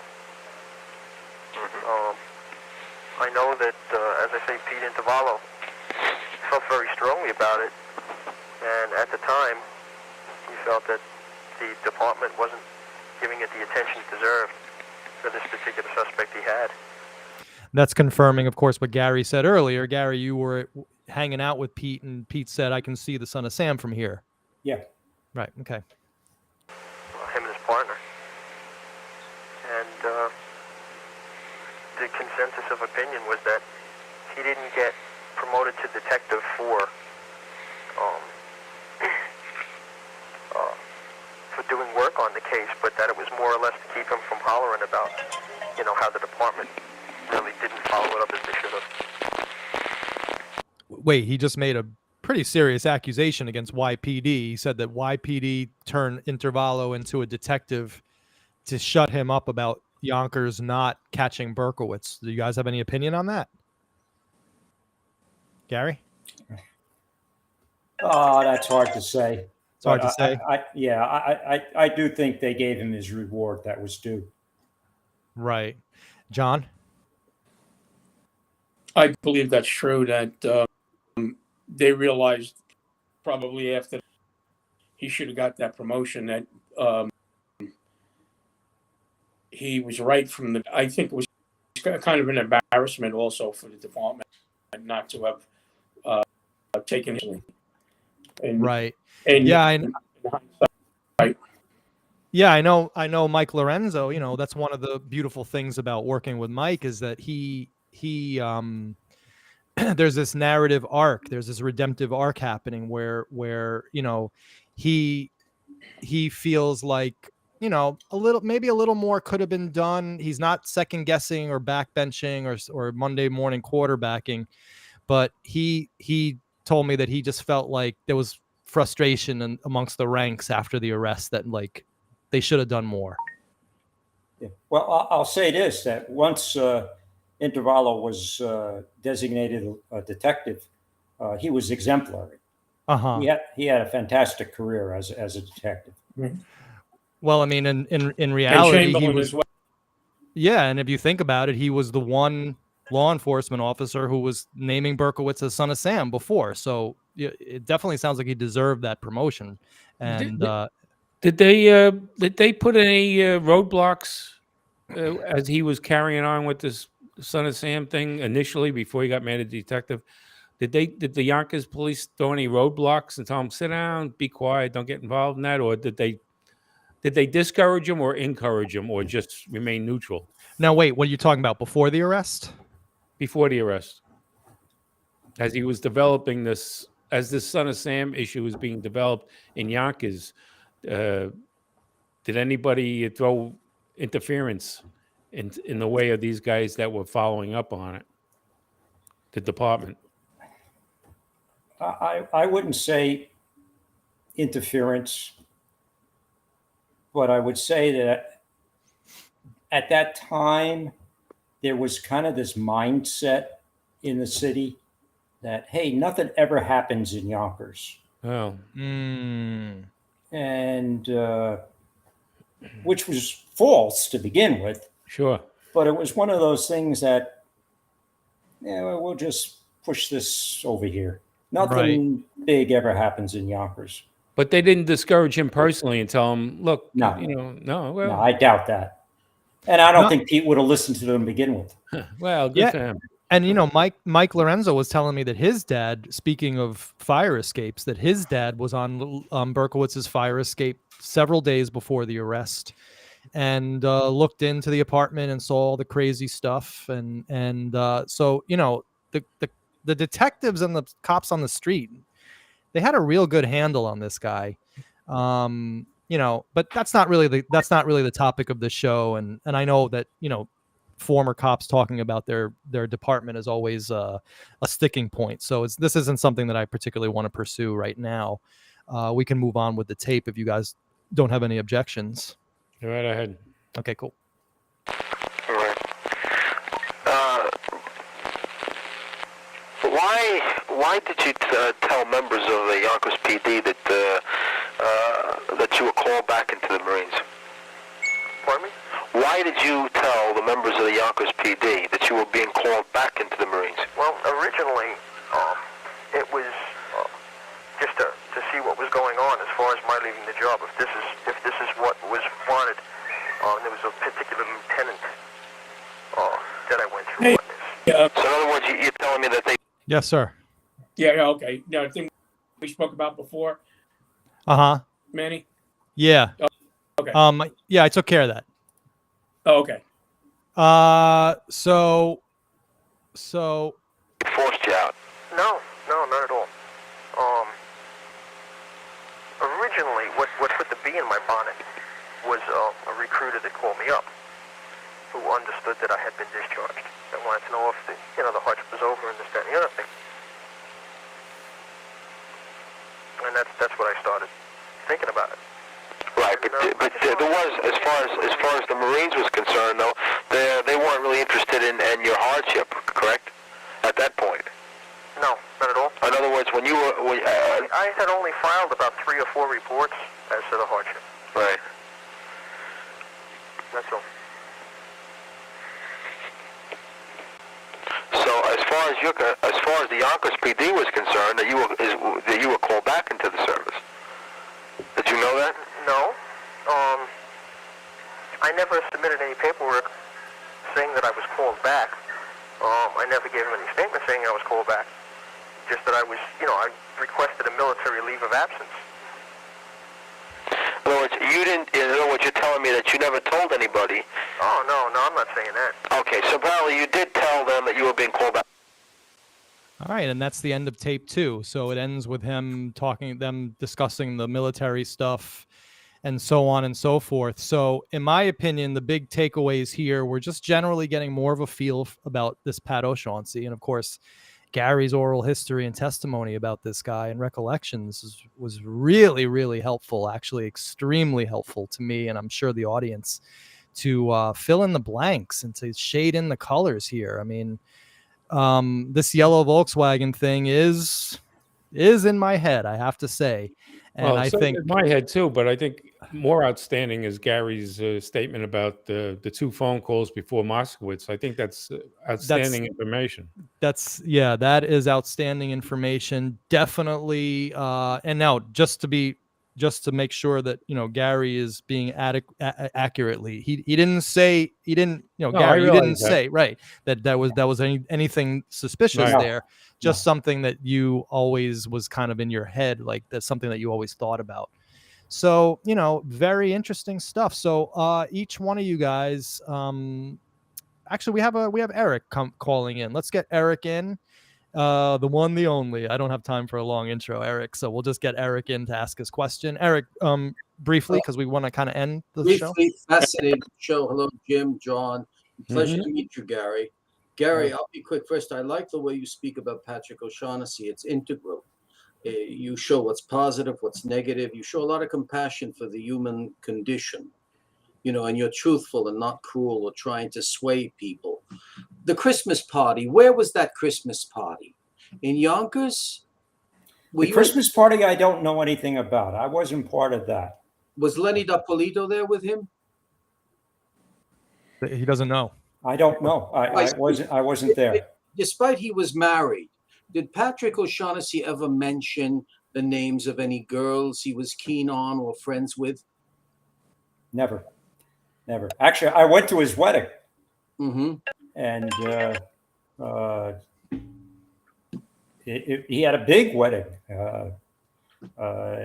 someplace up in Eastchester or Tuckahoe. I don't remember the name, but he had a big wedding, and I went to that, and that actually may have been the last time I actually laid eyes on him.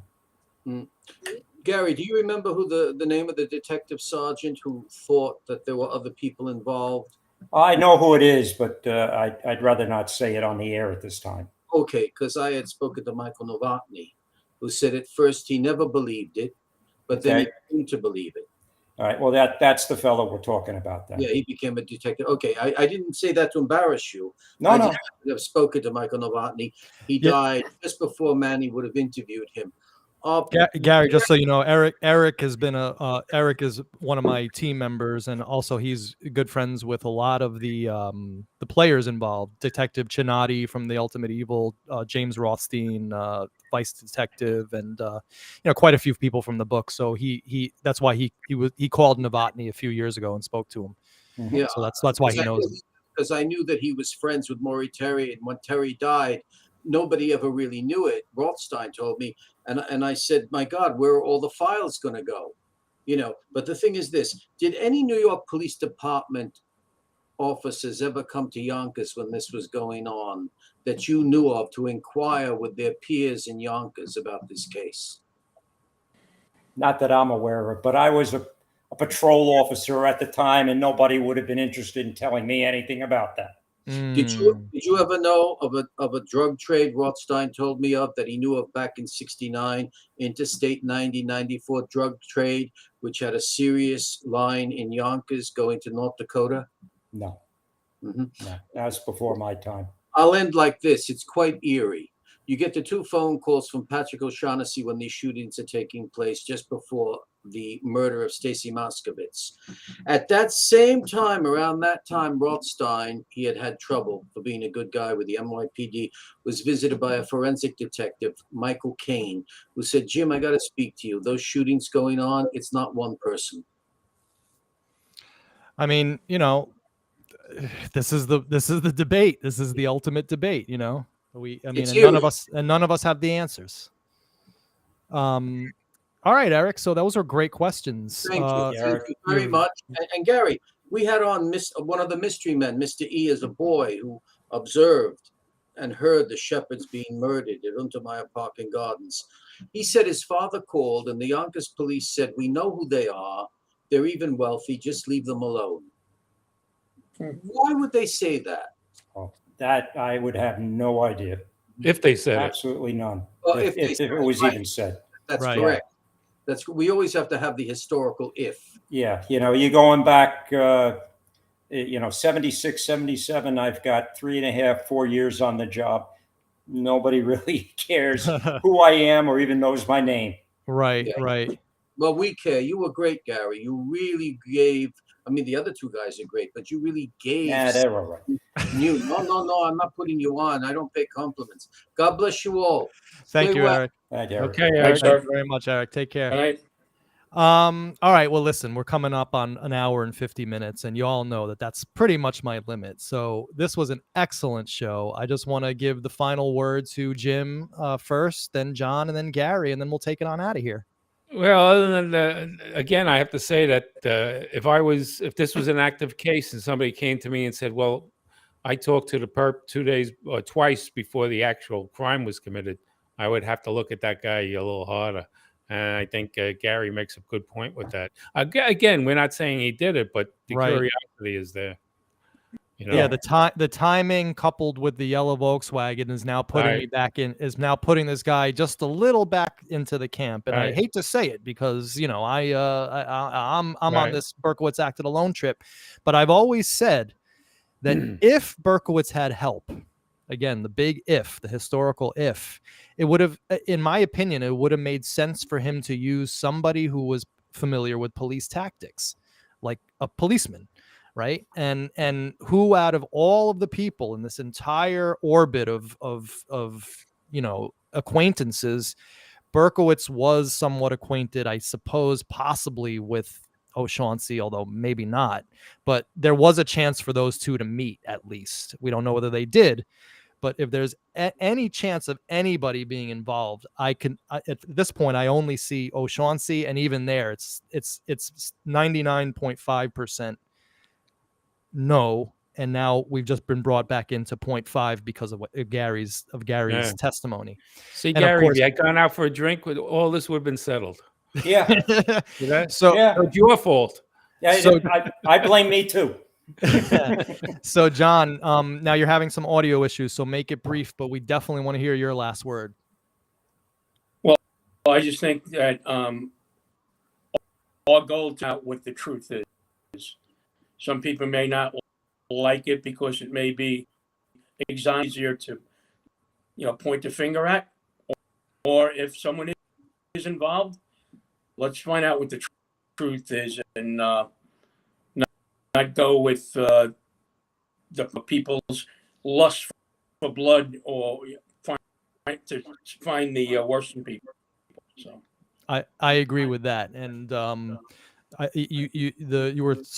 audio was choppy a little bit, but I think we got what you said. Essentially, let's find the truth and let's not be on a witch hunt here. But let's find the truth regardless.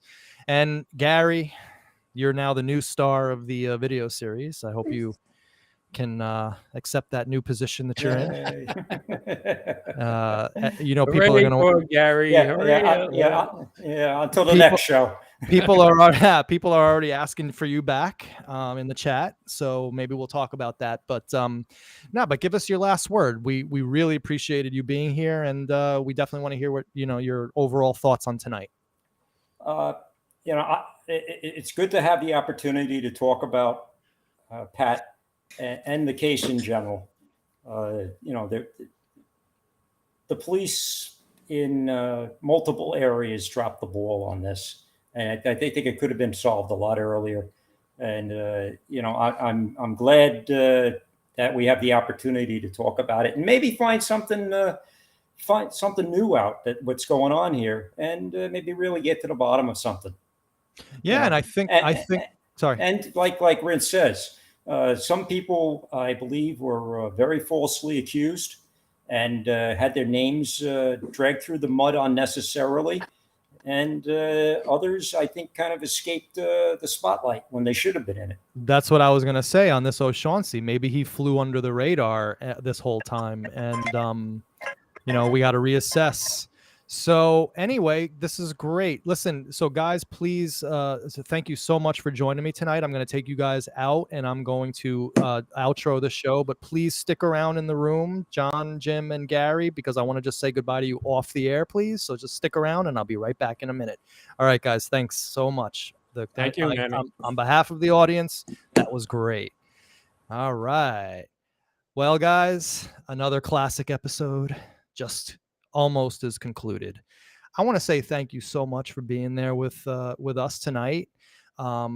This is again exactly what I envisioned when I kind of started this. I didn't think it would ever happen, but you know, we're here talking to first person eyewitnesses and people who knew the players. And I think that this has a lot of value for the historical record.